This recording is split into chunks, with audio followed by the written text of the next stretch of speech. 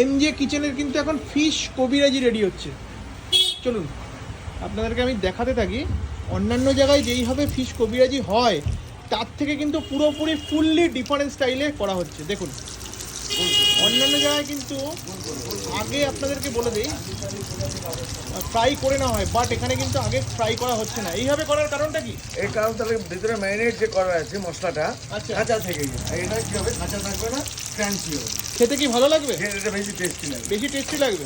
বাহ, দেখুন ফিশ কবিরাজি রেডি হচ্ছে পিওর ভেটকি মাছ দিয়ে, নাকি? হ্যাঁ,